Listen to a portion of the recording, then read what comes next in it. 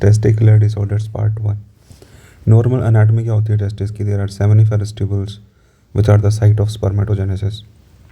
Rate testis which are the communication of the epididymis and the sperm transfer is happening here. ठीक है, epididymis transports the sperms to the vasa difference.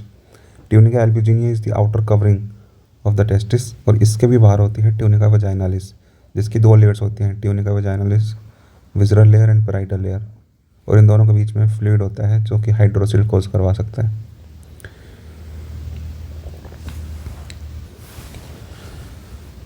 Then the blood supply. Testicular artery is a branch of abdominal aorta. Abdominal aorta से direct branch आती है testicular artery. Right testicular vein is a direct drains into inferior vena cava. Left testicular vein drains into the left renal vein. ठीक है, lymphatic drainage is in pre, para और inter aortocaval lymph nodes. तो inferior vena केवा और iota के बीच में कुछ lymph nodes होते हैं जिसको बोलते हैं inter aortocaval lymph nodes on the left side, on the right side, and on the left side there are, aorta के पास लिम्फ नोड्स हैं तो पैरा आयोटिक लिम्फ नोड्स बोलते हैं। दोनों ही फर्स्ट लेवल लिम्फ नोड्स होती हैं। सो राइट साइड पे first level lymph nodes are between inferior vena cava and aorta, called as inter aortocaval lymph nodes, और लेफ्ट साइड पे first level lymph nodes para aortic lymph nodes. Undescended testis develops in retroperitoneum. Testis जो है वो retroperitoneum में develop करती है genital ridge से, और 3 मंथ्स की एज पे मतलब इंट्रायूट्राइन लाइफ में डिसेंड करना स्टार्ट कर देती है। और डिसेंड करने के लिए क्या क्या रिस्पॉन्सिबल होता है? एक तो pull of the gubernaculum is responsible, then differential growth of the abdominal wall. Abdominal wall की जो डिफरेंशियल ग्रोथ होती है that is also a major factor in descent of the testis, and hormones like testosterone and anti-Müllerian hormone are responsible for descent. 6 months of intrauterine life तक ये iliac fossa में लाई करती है, iliac fossa। फिर अगले महीने इंग्वाइनल कैनाल में आ जाती है, अगले महीने सुपरफिशियल इंग्वाइनल रिंग तक आ जाती है, और 9 मंथ्स में स्क्रोटम में आ जाती है testis. Undescended testis most commonly right side में ज़्यादा होती है। क्यों? क्योंकि राइट साइड में जो टेस्टिस का डिसेंट होता है वो बाद में होता है लेफ्ट साइड के कंपैरिजन में। Normal path of the descent of the testis gets arrested. Most common site कहाँ पे रुकती है टेस्टिस? इंग्वाइनल कैनाल में। अगर बायलैटरल है तो इसी अनडिसेंडेड टेस्टिस को क्रिप्टोर्किडिज्म बोलते हैं, अगर बायलैटरल है। स्पॉन्टेनियस डिसेंट हो जाता है नॉर्मली 4 से 5 मंथ्स ऑफ एज में आ जाती हैं अपने आप। प्रीटर्म प्रीमैच्योर बेबी में रिस्क ज़्यादा रहता है अनडिसेंडेड टेस्टिस का। क्या क्या चेंजेस हो जाते हैं अनडिसेंडेड टेस्टिस में? एक तो उसकी वॉल्यूम कम रह जाती है, एक उसमें कैंसर होने का चांस, सेमिनोमा होने का चांस बढ़ जाता है, इंट्राट्यूबुलर जर्म सेल नियोप्लाज्म होने के chances. Sertoli cells are affected more than Leydig cells. Undescended testis में Sertoli cells are more affected, इसीलिए क्योंकि सर्टोली सेल्स अफेक्टेड हो रही हैं तो स्पर्मेटोजेनेसिस अफेक्ट हो रही है। Secondary sexual characters are normal, क्योंकि Leydig cells are affected less. और टेस्टिस जितनी ऊपर होगी उतने ज़्यादा हिस्टोलॉजिकल चेंजेस होंगे उसमें। क्लिनिकल फीचर्स, मिसिंग टेस्टिस होगी स्क्रोटम में, यूनिलैटरल भी हो सकती है, बायलैटरल भी हो सकती है। अगर टेस्टिस इंग्वाइनल रीजन में है तो पाल्पेबल होगी, पाल्पेबल स्वेलिंग दिखेगी इंग्वाइनल कैनाल में, लेकिन अगर इंट्रा एब्डोमिनल टेस्टिस है तो पाल्पेबल नहीं दिखेगी। और इंट्रा एब्डोमिनल के लिए हमें डायग्नोज करने के लिए डायग्नोस्टिक लेप्रोस्कोपी करनी पड़ेगी अगर इंट्रा एब्डोमिनल है तो। मैनेज कैसे करेंगे? Various managements can be there. अगर बायलैटरली हमें नॉन पाल्पेबल दिख रही है, पाल्पेबल नहीं दिख रही दोनों साइड ही, तो फिर हम HCG देते हैं। अगर HCG देने पे भी टेस्टोस्टेरोन तो बढ़ जा रहा है अगर, क्योंकि HCG acts as FSH and LH, और वो टेस्टोस्टेरोन प्रोडक्शन बढ़ाता है टेस्टिस से, तो अगर HCG देने पे टेस्टोस्टेरोन बढ़ रहा है मतलब टेस्टिस हैं, बस हमें दिख नहीं रही, पाल्पेबल नहीं है, इंट्रा एब्डोमिनल ही होंगी पक्का, तो हम लेप्रोस्कोपी से एक्सप्लोर करेंगे। लेकिन अगर HCG देने पे भी टेस्टोस्टेरोन नहीं बढ़ रहा, मतलब हो सकता है टेस्टिस हो ही ना, एनोर्किया हो। तो ये था बायलैटरल नॉन पाल्पेबल। अगर यूनिलैटरल नॉन पाल्पेबल है, एक टेस्टिस तो है मतलब दूसरी भी होगी, दूसरी होगी तो हम लेप्रोस्कोपी करेंगे। पाल्पेबल नहीं है तो शायद एब्डोमेन में होगी दूसरी, तो लेप्रोस्कोपी करेंगे। अगर हमें एब्डोमेन में टेस्टिस दिख जा रही है तो फिर वही हम उसको या तो सही जगह पर लेके आएंगे ऑर्किडोपेक्सी से, या फिर उस टेस्टिस को रिमूव कर देंगे ऑर्किडेक्टमी से, या फिर ऑर्किडोपेक्सी जिसका नाम है फॉलर स्टीफन ऑर्किडोपेक्सी वो करेंगे। अगर हमें वेसल्स एंडिंग्स दिख रही हैं एक इंटरनल रिंग पे, तो हो सकता है कि इंग्वाइनल कैनाल पे हो टेस्टिस, एब्डोमेन में टेस्टिस नहीं दिख रही, लेकिन वेसल्स एंडिंग्स दिख रही हैं इंटरनल रिंग पे। ठीक है, तो हो सकता है इंग्वाइनल कैनाल में हो, इंग्वाइनल कैनाल से फिर उसको नॉर्मल जगह पे लेके आने के लिए ऑर्किडोपेक्सी कर देंगे। लेकिन अगर हमें ब्लाइंड एंडिंग वेसल्स दिख रही हैं, ठीक है, वो इंग्वाइनल कैनाल्स की तरफ नहीं जा रही, तो मतलब एक ही टेस्टिस है, सिर्फ दूसरे के रेमिनेंट्स हैं, दूसरे टेस्टिस के रेमिनेंट्स प्रेजेंट है, बस ब्लड वेसल्स प्रेजेंट है, यानी मोनोर किया है। उस केस में फिर हम जो रेमिनेंट्स हैं उसको एक्सरसाइज कर देंगे। This is the management. Orchidopexy में क्या करते हैं, नॉर्मल जगह पे लेके आते हैं। 3 टाइप्स होते हैं, स्टीफन फॉलर टेक्निक जो कि एक 2 स्टेज प्रोसीजर होती है, 2 स्टेज में करते हैं। ठीक है, फर्स्ट स्टेज में जो कि इंट्रा एब्डोमिनल टेस्टिस है उसकी वेसल्स को हम हाई लाइगेशन करते हैं, high ligation of the testicular vessels, और पोजीशन कर देते हैं टेस्टिस को इंग्वाइनल कैनाल के अंदर। ठीक है, length of the testicular vessels is a limiting factor for orchidopexy. अब लेंथ अगर छोटी होगी तो ऑर्किडोपेक्सी करना मुश्किल होगा, लेके आना उसको टेस्टिस के स्क्रोटम के अंदर। तो फर्स्ट स्टेज में हम इंग्वाइनल कैनाल के अंदर प्लेस करते हैं, और सेकंड स्टेज में हम स्क्रोटम के अंदर ले आते हैं। दूसरी प्रोसीजर होती है कीटले टोरेक प्रोसीजर, कीटले टोरेक प्रोसीजर, और तीसरी सिलबार टेक्निक। सिलबार के बेस्ट रिजल्ट होते हैं ऑर्किडोपेक्सी, सिलबार्स ऑर्किडोपेक्सी टेक्निक। टेस्टिकुलर वेसल्स को कट कर लेते हैं, इसमें हम खींचते नहीं हैं उनको, हाई लाइगेशन नहीं करते, कट कर लेते हैं, और फिर स्क्रोटम में लेके आके माइक्रोवेस्कुलर एनास्टोमोसिस कर देते हैं टेस्टिकुलर वेसल्स का इंटरनल इलियक वेसल्स के साथ। ठीक है, तो एनास्टोमोसिस कर देते हैं इंटरनल इलियक वेसल्स के साथ, माइक्रोवेस्कुलर एनास्टोमोसिस। बेस्ट रिजल्ट होते हैं सिलबार्स टेक्निक। कॉम्प्लिकेशंस क्या होती हैं, अगर अनडिसेंडेड टेस्टिस है तो वो आगे जाके क्या कर सकती है, आगे जाके उसमें टोर्जन हो सकता है, आगे जाके उसमें इन्फेक्शन हो सकता है of the epididymis and the testis, epididymo orchitis. आगे जाके स्टेरिलिटी हो सकती है अगर बायलेटरल अनडिसेंडेड टेस्टिस है। ट्रोमा हो सकता है क्योंकि उसकी लोकेशन अलग है, तो वहाँ पे ट्रोमा हो सकता है। इनडायरेक्ट इंग्वाइनल हर्निया हो सकता है, this is the most common complication due to the pull of the processus vaginalis और द गुबरनाकुलम। उसके पुल के कारण इनडायरेक्ट इंग्वाइनल हर्निया हो सकता है। सेमिनोमा हो सकता है, फिर कैंसर हो सकते हैं। 6 से 9 गुना रिस्क ज़्यादा बढ़ा हुआ होता है। तो testis is the mnemonic for complications of undescended testis.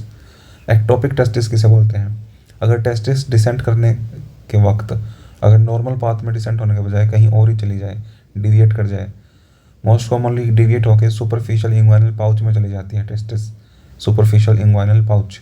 और मैनेज कैसे करेंगे, नॉर्मल जगह पे ले आएंगे ऑर्किडोपेक्सी के द्वारा। रिट्रैक्टाइल टेस्टिस क्या होती है, नॉर्मल वेरिएंट होता है, नॉर्मल का ही एक वेरिएंट है रिट्रैक्टाइल टेस्टिस। इसमें क्या होता है कि टेस्टिस स्क्रोटम में ही प्रेजेंट है, लेकिन ओकेजनली ये जंप करके इंग्वाइनल कैनाल में चली जाती है कभी कभी, रिट्रैक्टाइल टेस्टिस। ऑन एग्जाम करेंगे तो टेस्टिस एक साइड पे प्रेजेंट होगी, लेकिन स्क्रोटल लिगोसिटीज प्रेजेंट होंगी उस साइड में। जबकि अनडिसेंडेड टेस्टिस होती है अगर ये पहले से ही, तो स्क्रोटल लिगोसिटीज नहीं हो पाती, क्योंकि वहाँ पे टेस्टिस की डेवलपमेंट हो नहीं रही स्क्रोटम के अंदर, तो स्क्रोटल लिगोसिटीज एब्सेंट होती हैं अनडिसेंडेड टेस्टिस में, लेकिन रिट्रैक्टाइल टेस्टिस में वो प्रेजेंट होंगी। मैनेज कैसे करेंगे, पेशेंट का बस रीअश्योर करेंगे कि वापस आ जाएगी, this is just a normal variant.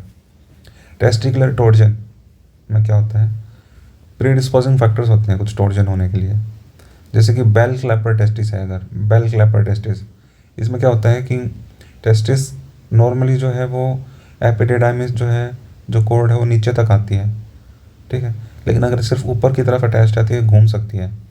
Normal attachment ऐसी होती है, नीचे तक आके अटैच होती है, लेकिन अब नॉर्मली अगर ये ऊपर अटैच्ड है बस, एंड अब normally high attachment of the tunica vaginalis predisposes to torsion, और ऐसी अब नॉर्मल अटैचमेंट को बोलते हैं बेल क्लैपर अटैचमेंट।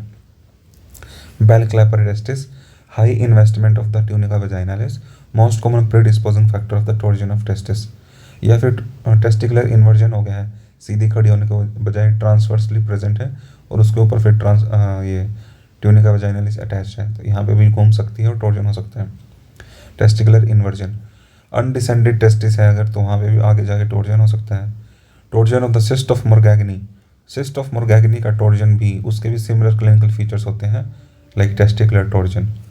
डॉपलर पे हमें टेस्टिकुलर टोर्जन में एक ब्लू डॉट साइन दिखता है, डॉपलर पे, डॉपलर अल्ट्रासाउंड पे blue dot sign.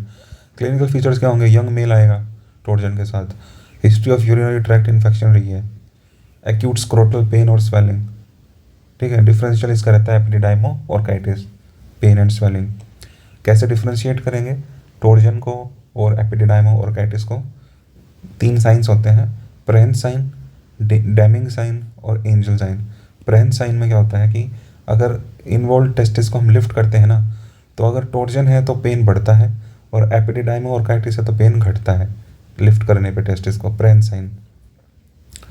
Damming sign में क्या होता है, अगर टोर्जन है तो अफेक्टेड टेस्टिस जो होगी ना वो ऊपर होगी थोड़ी नॉर्मल टेस्टिस से ऊपर, डैमिंग साइन टोर्जन में। एंजल साइन क्या होता है, जो टेस्टिस है वो अगर ट्रांसवर्सली लोकेटेड है तो टोर्जन होगा, ना कि एपिडिडाइमो और काइटिस, एंजल साइन, ठीक है। तो टोर्जन का ना मेनली क्लिनिकल डायग्नोसिस ही होता है, उसको बस सपोर्ट करते हैं डॉपलर स्टडीज़ के साथ, ब्लू डॉट साइन। मैनेज कैसे करते हैं, स्क्रोटम को एक्सप्लोर करते हैं, अगर टेस्टिस वाइबल है तो अलग मैनेजमेंट होगी, और अगर टेस्टिस अवेलेबल ही नहीं है, वाइबल नहीं है, लिविंग नहीं है, डेड हो गई है, तो अलग मैनेजमेंट होगी। अगर डेड हो गया तो मतलब 2 बार ट्विस्ट कर गई है, डबल ट्विस्ट हो गया है, 720 डिग्री ट्विस्ट, 360 एंड 360। और इसमें फिर लेट इंटरवेंशन करते हैं, अर्ली इंटरवेंशन नहीं करते, ऑर्किडेक्टमी ही कर देते हैं सीधा, और टेस्टिस को रिमूव कर देते हैं अगर वायबल नहीं है तो। अगर वायबल है तो मतलब इनकम्प्लीट टोर्जन हो रखा है, और 6 से 8 घंटे के अंदर अंदर ही इंटरवीन करेंगे, डी रोटेट करेंगे टेस्टिस को, और ऑर्किडोपेक्सी कर देंगे, नॉर्मल जगह पे ले आएंगे उसको। 3 पॉइंट फिक्सेशन करते हैं, और उसके बाद ऑर्किडोपेक्सी करने के बाद 3 पॉइंट फिक्सेशन फिक्स करते हैं टेस्टिस को, ताकि वो दोबारा रोटेट ना करे। वायबल टेस्टिस नहीं हो तो वहाँ पे हम सीधा रिमूव कर देते हैं अब नॉर्मल टेस्टिस को, लेकिन साथ में जो नॉर्मल टेस्टिस है ना, उसमें भी कॉन्ट्रालेटरल साइड में जो टेस्टिस है मतलब उसमें भी हम प्रोफाइलैक्टिक ऑर्किडोपेक्सी करेंगे, फिक्स करेंगे टेस्टिस को, ताकि वो भी फ्यूचर में रोटेट ना करें। एपिडिडाइमो और काइटिस क्या होता है, इन्फ्लामेशन होती है, इन्फेक्शन होता है एपिडिडाइमिस का और टेस्टिस का। कैसे प्रेजेंट करता है patient, scrotal pain, acute scrotal pain और स्वेलिंग। मोस्ट कॉमन ऑर्गेनिज्म, 40 साल से अगर कम एज है तो क्लैमाइडिया इज रिस्पॉन्सिबल, 40 से ऊपर एज है तो E coli is the responsible organism, secondary to urinary tract infection it happens. Differential will be torsion, manage कैसे करेंगे, एंटीबायोटिक्स देंगे, पेन किलर देंगे, पेन के लिए स्क्रोटल सपोर्ट देंगे। Then we have hydrocele. Hydrocele में ट्यूनिंगा वजाइनलिस के 2 लेयर्स के बीच में फ्लूइड एक्यूमुलेट हो जाता है। मोस्ट कॉमन जो हाइड्रोसिल होती है वो वजाइनल हाइड्रोसिल होती है, मतलब ट्यूनिंगा वजाइनलिस में होता है। ये कोर्ड होती है, ये डीप इंग्वानल रिंग होती है, ठीक है। तो अगर सिर्फ वजाइना के लेयर्स में ही एक्यूमुलेट होता है वजाइनल हाइड्रोसिल बोलते हैं। इन्फेंटाइल हाइड्रोसिल में कोर्ड भी इन्वॉल्व होती है। कंजेनाइटल हाइड्रोसिल में डीप इंग्वानल रिंग से ऊपर जाता है। हाइड्रोसिल ऑफ द कोर्ड, सिर्फ कोर्ड की ही सिस्टिक इन्वॉल्वमेंट होती है, वजाइनल इसकी नहीं, ट्यूनिका वजाइनल इसकी नहीं होती। मोस्ट कॉमन लेकिन वजाइनल हाइड्रोसिल है। Most common type of hydrocele, scrotal swelling present रहेगी, एंड ये ऐसी स्वेलिंग होगी कि हम स्वेलिंग के ऊपर जो है वो वी कैन गो देयर, ठीक है, above the swelling, we can reach above the swelling. इन केसेस में स्वेलिंग के ऊपर जाना इम्पॉसिबल होगा, क्योंकि swelling is going up to inguinal ring, so we can get above the swelling. 2 types are there, primary and secondary. Primary vaginal hydrocele क्या होती है, due to defective absorption of the fluid, fluid बन तो रहा है लेकिन absorb नहीं हो रहा, जिसके कारण प्राइमरी वजाइनल हाइड्रोसिल हो रही है। Clinical features will be tense swelling रहेगी, टेंस रहेगी, लूज नहीं रहेगी, लैक्स स्वेलिंग नहीं रहेगी, टेंस, क्योंकि अब्जॉर्ब नहीं हो रहा फ्लूइड। टेस्टिस पाल्पेबल नहीं होगी, इतनी टेंस स्वेलिंग है। क्लियर फ्लूइड रहेगा, the fluid will be clear not turbid, clear fluid रहेगा, ब्रिलियंटली ट्रांसइल्यूमिनेट रहेगा, ठीक है, transilluminance will be present.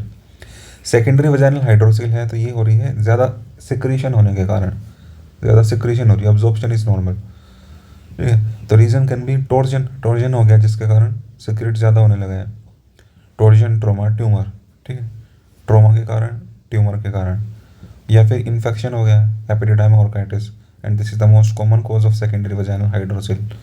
Clinical feature रहेंगे, इसमें लैक्स स्वेलिंग रहेगी, लूज स्वेलिंग, टेस्टिस पाल्पेबल होगी अलग से सेपरेटली, पाल्पेबल वहाँ पे नहीं थी, वहाँ पे टेंस थी स्वेलिंग। यहाँ पे टर्बिड फ्लूइड है, वहाँ पे क्लियर था, इसलिए यहाँ पे कोई transillumination will not be there. Fluctuation sign जो होता है वो हाइड्रोसिल में प्रेजेंट रहता है। मैनेज करते हैं सर्जरी से, 2 टाइप्स की सर्जरी होती है, एक तो जैबोलेज प्रोसीजर और एक Lord's plication. Jaboulay procedure for hydrocele is eversion of the sac. क्या करते हैं, लार्ज हाइड्रोसिल के लिए यूज़ होती है जबोलेज प्रोसीजर, स्मॉल हाइड्रोसिल के लिए यूज़ होती है लोड स्प्लाइकेशन। लार्ज हाइड्रोसिल में इवर्जन ऑफ सैक को ही जबोलेज प्रोसीजर बोलते हैं। Most common procedure done is Jaboulay procedure. Steps 4 होते हैं। पहले हम स्क्रोटम में इंसिजन लगाते हैं, पहला स्टेप। दूसरा स्टेप होता है कि सैक को, जो वजाइनल सैक है, उसको सेपरेट करते हैं सराउंडिंग से, यानी टेस्टिस से। देन फिर हम रप्चर करते हैं सैक को टू ड्रेन द फ्लूइड। फिर हम इवर्ट करते हैं, सैक को इवर्ट कर देते हैं और स्क्रोटल वॉल के साथ सूचर कर देते हैं after safely dissecting the testis and cord. ठीक है, स्क्रोटल वॉल के साथ सूचर कर देते हैं इवर्ट करके, तो eversion of the sac. Lord's plication में स्मॉल हाइड्रोसिल के लिए यूज होता है। इन्फेंटाइल हाइड्रोसिल अगर है तो tunica vaginalis is extending up to deep inguinal ring and we can not get above the swelling. Management will be excision of the sac and eversion of the sac. Congenital hydrocele अगर है, congenital hydrocele, तो इसमें indirect hernial sac is associated. Indirect hernial sac communicates with the peritoneal cavity, क्योंकि congenital hydrocele जो है वो deep inguinal ring से भी ऊपर जाके पेरिटोनियल कैविटी के साथ कम्युनिकेट कर रही है, तो उसमें फिर इनडायरेक्ट हर्नियल सैक आ रहा है अंदर। मैनेज कैसे करेंगे? हर्नियोटमी कर देंगे 2 से 3 साल की एज पे। और फिर था कोर्ड में इंसिस्ट बन जाना, मतलब सिस्ट बन जाना हाइड्रोसिल का, encysted hydrocele of the cord. Small swelling present along the cord. Manage कैसे करेंगे? Excise the swelling without damaging the cord. फिर है स्पर्मेटोसिल और एपिडिडाइमल सिस्ट। दोनों में क्या डिफरेंस है? स्पर्मेटोसिल जो होती है ना, वो एपिडिडाइमल हेड के ऊपर होती है। ठीक है, sperm transport mechanism is hampered, epididymal head के ऊपर होती है। ये epididymal cyst is cystic degeneration of the wall of the epididymis, और स्पर्मेटोसिल सिर्फ एपिडिडाइमल हेड के ऊपर होती है। ये यूनिलोक्युलर होती है, ये मल्टीलोक्युलर होती है, बंच ऑफ ग्रेप्स की तरह एपिडिडाइमल सिस्ट। इसमें बार्ले कलर्ड फ्लूइड होता है।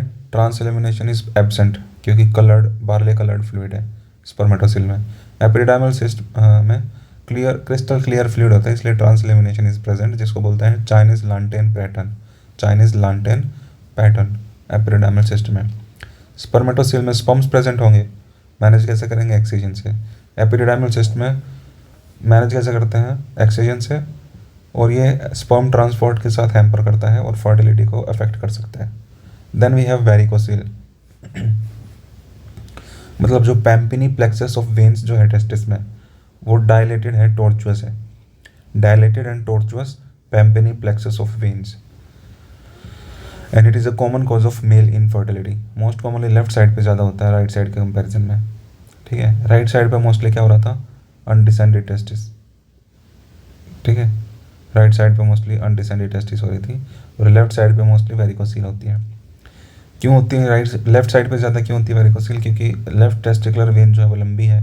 लेफ्ट टेस्टिकुलर वेन जो है वो राइट एंगल्स पे ड्रेन करती है लेफ्ट रीनल वेन में। राइट साइडेड जो वेन है वो डायरेक्टली इंफीरियर वेना केवा में ड्रेन करती है। Left testicular veins drains at right angles to the left renal vein. Sigmoid colon पास कर रहा होता है लेफ्ट साइड में, जो कि प्रेस कर सकता है लेफ्ट टेस्टिकुलर वेन पे and can further hamper the drainage. और लेफ्ट एड्रीनल वेन जो है वो अपोजिट ड्रेन करती है लेफ्ट रीनल वेन में। अपोजिट ड्रेन करने के कारण जो इसकी ड्रेनेज है वो हैम्पर होती है लेफ्ट टेस्टिकुलर वेन की, तो इसके कारण वेरिकोसिल होती है लेफ्ट साइड पे ज़्यादा। Renal cell carcinoma can spread along the renal vein. Renal cell carcinoma वो आया रीनल वेन में, और रीनल वेन से आके उसने टेस्टिकुलर वेन को ब्लॉक कर दिया, उसकी ओपनिंग को। इसके कारण सेकेंडरी वेरिकोसिल हो सकती है, सेकेंडरी वेरिकोसिल। तो अगर recent onset left sided varicocele है, then it can be feature of left renal cell carcinoma. Clinical features क्या होंगे? Patient will be asymptomatic but infertility will be there. Sperm counts are low due to counter current mechanism. क्यों sperm counts low हो जाती हैं? क्यों? क्योंकि counter current mechanism जो normally present होता है, जिसके कारण 2 डिग्री का टेम्परेचर डिफरेंस रहता है एब्डोमेन और स्क्रोटम के बीच में, वो लॉस हो जाता है। So sperm counts are low due to counter current mechanism maintaining the 2 degree temperature difference in the abdomen is lost. Dull pain रहेगा स्क्रोटम में, स्क्रोटल स्वेलिंग रहेगी। एग्जामिनेशन पे बैग ऑफ वर्म्स अपीयरेंस दिखेगी, और investigation of choice will be colour doppler और duplex scan. ठीक है, grading कैसे करते हैं वेरिकोसिल की? तीन ग्रेड्स में डिवाइड करते हैं। पहला ग्रेड होगा अगर इनपाल्पेबल है पर डोपलर में डिटेक्ट कर पा रहे हैं। दूसरा ग्रेड होगा कि पाल्पेबल भी है और डोपलर पे भी डिटेक्ट कर पा रहे हैं। और तीसरा ग्रेड होगा कि विजिबल है, डायरेक्ट विजिबल है। मैनेजमेंट विल भी, अगर एसिम्टोमेटिक है तो कोई ट्रीटमेंट नहीं होगा, और अगर सिम्टोमेटिक वेरिकोसील है तो embolisation of the veins will be done. Surgeries कौन कौन सी करते हैं? 3 सर्जरीज कर सकते हैं। एक तो इवानी सेविक प्रोसीजर, पालोमोस प्रोसीजर, और एक होती है नोट्स प्रोसीजर, यानी कि natural orifice transluminal endoscopic surgery via bladder we do it natural orifice के थ्रू, नोट्स प्रोसीजर। इवानी सेविक प्रोसीजर जो है वो इंग्वाइनल वेरिको इलेक्टमी है, इंग्वाइनल वेरिको इलेक्टमी प्रोसीजर। और जो पालोमोस प्रोसीजर है वो रेट्रोपेरिटोनियल रूट के थ्रू करते हैं। ठीक है, वेन्स का एम्बोलाइजेशन करना होता है। Inguinal varicocelectomy, Ivanissevich and retroperitoneal route के थ्रू वेरिकोसील की surgery, Palomo's procedure, natural orifice notes. High recurrence rates रहते हैं क्योंकि डुअल ब्लड सप्लाई होती है टेस्टिस की। सिर्फ 30 से 40% पेशेंट्स में ही इंप्रूवमेंट दिखती है स्पर्म काउंट्स में। देन फोरनियर्स गैंग्रीन ऐसा। नेक्रोटाइजिंग फेशियाइटिस, फेशिया का necrotising fasciitis involving the perineal region. ठीक है, और अगर ये एब्डोमिनल वॉल तक भी एक्सटेंड कर रहे हैं तो मेलिनीज गैंग्रीन बोलते हैं। सिर्फ पेरिनी में है तो फोरनियर्स गैंग्रीन, एब्डोमिनल में भी है तो मेलिनीज गैंग्रीन।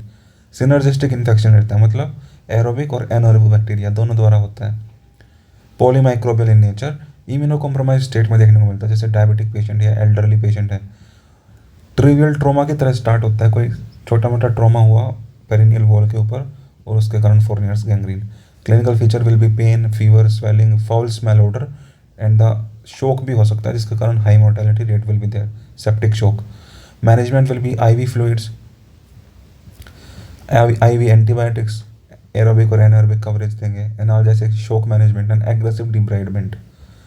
टेस्टिस और urethra are spared in this condition, Fournier's gangrene. क्यों? क्योंकि डुअल ब्लड सप्लाई होती है टेस्टिस और यूरेथ्रा की, तो इवन सीवियर केसेस में भी ये दोनों स्पेयर्ड रहते हैं। Foley's catheter can be done in testis ना urethra, no need for supra pubic catheterization, उसकी कोई नीड नहीं होती, और high mortality rates are seen. And that's all about what testicular disorders part 1।